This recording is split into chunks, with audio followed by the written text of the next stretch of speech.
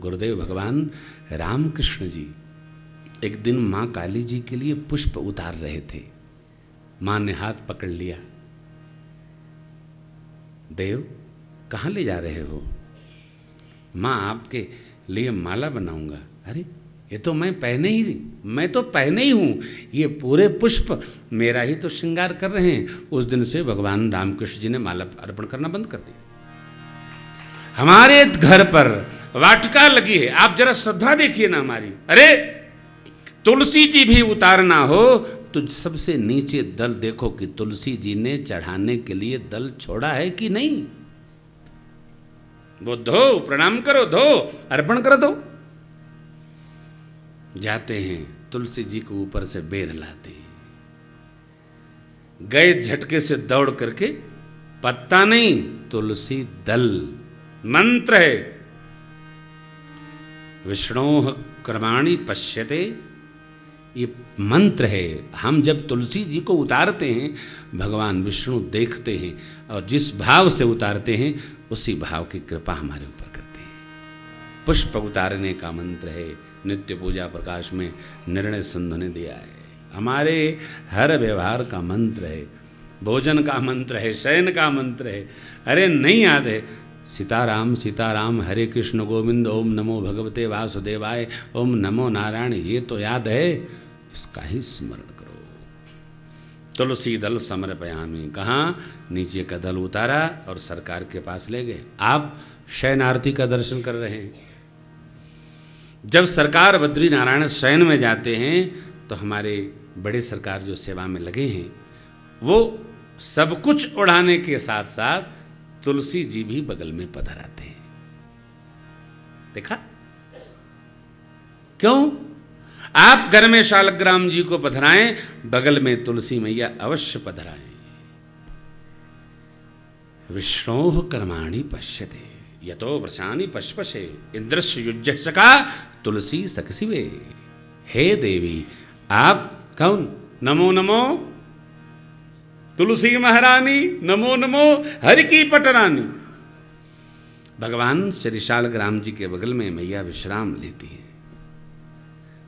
अकेले नहीं, ये विधान है, व्यवहार है। भगवान ने देखा, बहुत अच्छा लगा।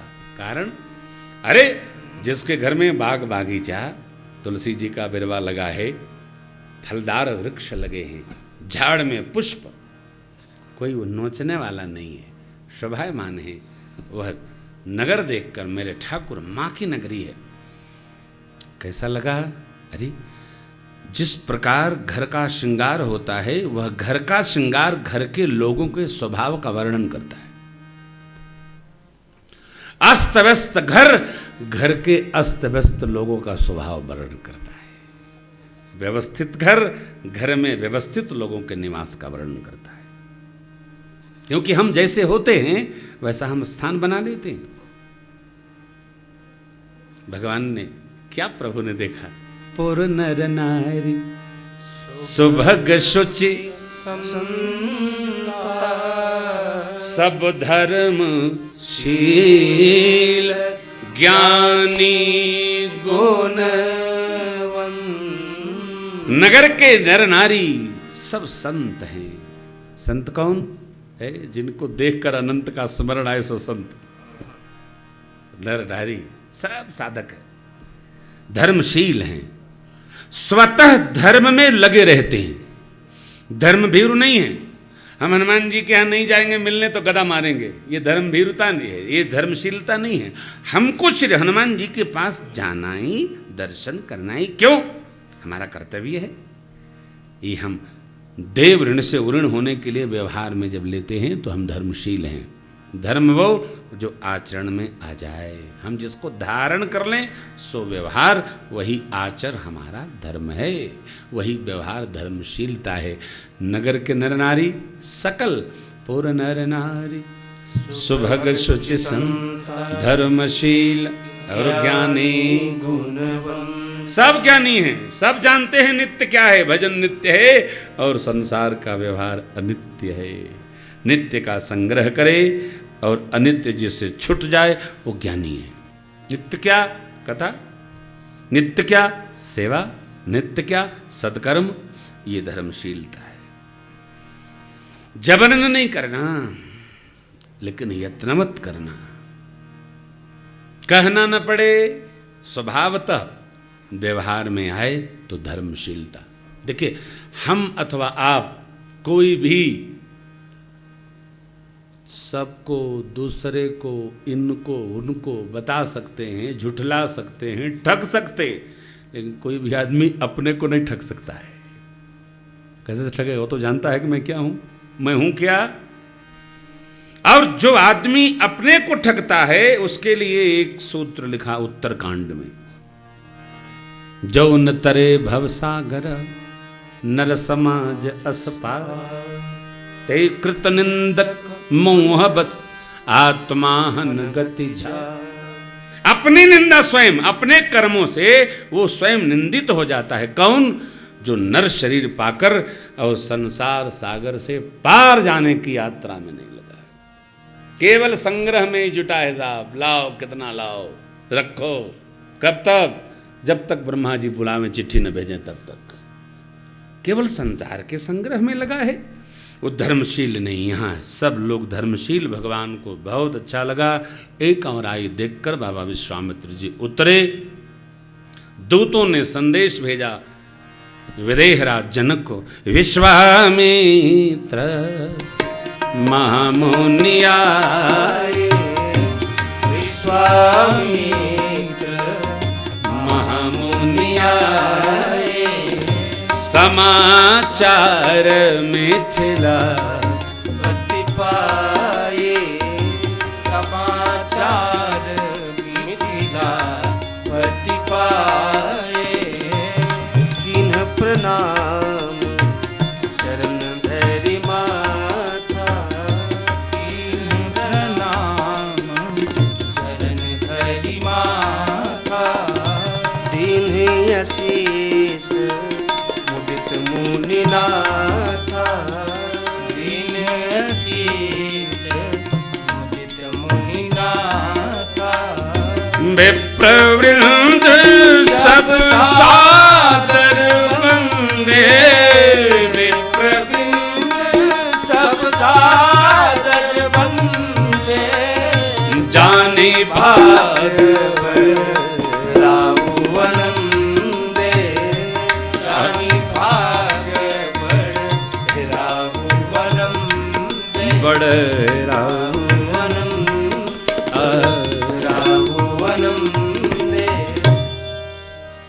बाबा विश्वामित्र जी पधारे।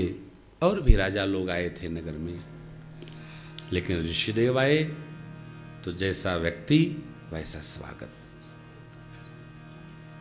प्रोटोकॉल है, मर्यादा है।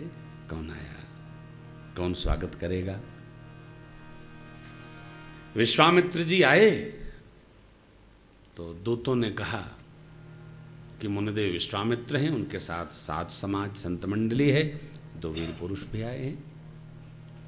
स्वरूप बड़ा दिव्य है।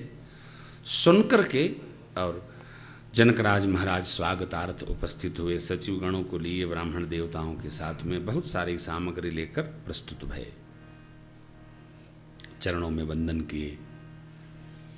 बालक है ना राम लक्ष्मण प्रभु, तो घूमने चले गए हैं। बच्चे बैठते नहीं, क्योंकि ऊर्जा इनके पाँव में होती है। बच्चों को आप बहुत देर तक नहीं बिठा सकते हैं। जितनी देर बैठे बच्चे बैठे, फिर घूमने दीजिए। अरे बच्चे तो क्या, बड़े लोग नहीं बैठ पाते। 4 घंटा में 4 बार उठा बैठी करते। कठिन काम है। एक आसन पर सिद्ध होना बड़ा कठिन है। वो कृपा ही बैठाती है सब। राम लक्ष्मण प्रभु गए थे घूमने, आए तो उनका तेज देखकर जितने लोग आए थे जनकराज महाराज के साथ सब उत्तिष्ठ होकर उनका मानो स्वागत किए। ये वीरभाव है। महामुनि विश्वामित्र जी ने पास में बिठा लिया। क्यों? मेरे अनन्य है, मेरे प्रिय है। अच्छा, जनकराज महाराज कुशल क्षेम बता चुके थे। राम लक्ष्मण को देखे तो मानो देखते ही रह गए। परमात्मा ने आकर्षण कर लिया, खींच लिया। प्रभु ने प्रेम खींच लेता है। हमारे चित्त की जैसी स्थिति होती है उसी प्रकार का खिंचाव बनता है, चुंबकत्व ग्रहता है, खींच लेता है। जनकराज महाराज पूछ बैठे, हे नाथ, ये दोनों बालक कौन हैं? ऋषिपुत्र हैं अथवा राजपुत्र हैं? मेरे मन को सहज वैराग्य है। आज मेरे विरागी मन को इन्होंने अपनी ओर खींच लिया।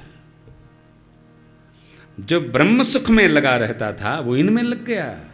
इन्हीं बिलोकत अति अनुरागा बरबस ब्रह्म सुख ही मन त्याग। सहजावस्था हमारी यह है कि प्रतिपल मैं उसी रस में डूबा रहता हूं। प्रातःकाल बैठिएगा ना थोड़े दिन तक, तो धीरे धीरे धीरे धीरे धीरे धीरे मन रससिक्त हो जाता है। कथा भी प्रारंभ में अच्छी नहीं लगती है, कथा धीरे धीरे चढ़ती है। तीर्थ यात्रा भी सहज नहीं बनती, बनती तो मन नहीं रमता, मन भाग के घर पहुंचता है। धीरे धीरे धीरे धीरे धीरे धीरे जैसे जैसे पुण्य का प्रभाव कसता चला जाता है, वैसे मन परमार्थ में जमता चला जाता है धीरे धीरे, पहले नहीं। जनकराज महाराज कहते हैं, मेरे मन को प्रतिपल प्रतिपल ब्रह्म भाव का रसबोध प्राप्त है। आज मेरा मन ब्रह्म चिंतन त्याग कर इनमें उलझ गया, रम गया। कारण क्या? कितना सौभाग्य है। बाबा विश्वामित्र जी का बोले, राजन आपने उचित पहचाना। ए प्रिय सब जहां लगी प्राणी, ये सुन के मन मुस्काए। राम सुनी बानी। जगत में जितने जीव हैं, प्राणी हैं, सबको ये प्राण के समान प्रिय है। भगवान मुस्कुराए, मन ही मन मुस्कुराए। भगवान मुस्कुराते हैं तो लीला करते हैं। आपको कल निवेदन किया था, भगवान ने जैसे मुस्की छोड़ी, बाबा विश्वामित्र जी समझ गए कि राम जी कह रहे हैं कि भेद को खोले ना। किसी व्यक्ति को अपने बारे में कहने में संकोच हो तो समझदार आदमी चुप रहता है, परिचय नहीं कराता। कई बार ऐसा होता है खड़ा रहेगा वो समझदार आदमी, ना समझ आदमी परिचय देता है। मेरे प्रभु छिपाते हैं, भगवान अपने ऐश्वर्य को समेट कर रखते हैं। ये जीव का जैसा स्वभाव है, प्रसार चाहता है, प्रचार चाहता है। भगवान नहीं, भगवान ने कहीं लिखा नहीं, हम लोग हैं बिना लिखे चैन नहीं पड़ता। आप देखिए यहाँ भगवान ने जैसे छिपाया, बाबा विश्वामित्र जी ने भाव समझकर बताया। रघुकुल के मणि चक्रवर्ती जी महाराज के पुत्र हैं, ये राम लक्ष्मण इनका नाम है। मैं अपने आश्रम पर यज्ञ कर रहा था तो असुर लोग विध्वंस करते थे, मैं यज्ञ रक्षा के लिए इनको लेके आया। पहुंचाने जाते विलंब होता, आपकी खबर मिली धनुष यज्ञ है, तो मैं इनको देखने के लिए ले आया। बस स्मरण रखिएगा, राम लक्ष्मण जी धनुष यज्ञ में सम्मिलित होने नहीं आए हैं, केवल देखने आए। सब कुछ देखेंगे। आगे भी पंक्ति है, देखन नगर भूप सुत आए, समाचार पूर्वासन पाए। देखने आए। परिचय जैसा था वैसा कराया गुरु विश्वामित्र जी ने। तो जनकराज महाराज ने कहा, प्रभु आपके सिर चरणों के दर्शन भय हमारा भाग्य उदित हुआ। आज आप चक्रवर्ती जी महाराज के पुत्रों के साथ आए हैं, तो हमने एक विशेष अतिथि गृह बनाया है, आप वहाँ वास करें।